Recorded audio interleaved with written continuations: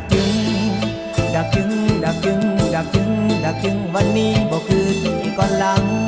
เมืองดักจึงสื่อเสียงก้องดัง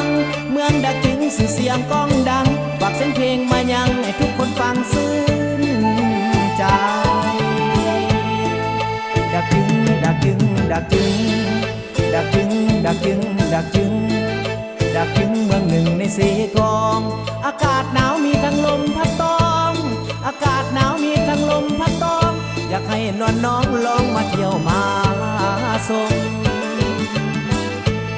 ยามสายลมพัดไปแปลกแก่งไว้เสียงซาบซึ้งใจเหมือนดังเสียงดนตรีถ้าได้เป็นเคยในถิ่นแดนนี้ถ้าได้เป็นเคยในถิ่นแดนนี้คงจะสุขสีวี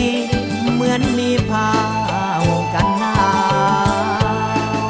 ดักจึงดักจึงดักจึงดักจึงดักจึงดักจึงดักจึงกำลังก้าวไป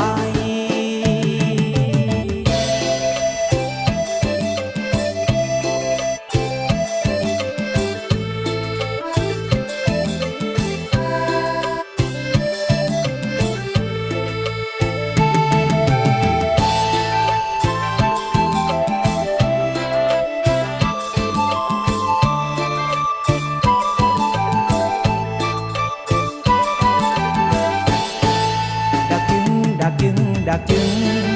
ดักจึงดักจึงดักจึงดักจึงเมืองหนึ่งในสีกองอากาศหนาวมีทั้งลมพัดตองอากาศหนาวมีทั้งลมพัดตองอยากให้นวลน้องลองมาเที่ยวมาส่ง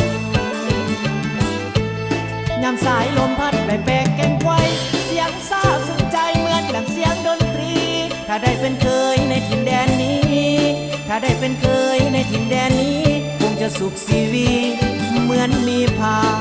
ห่มกันหนาว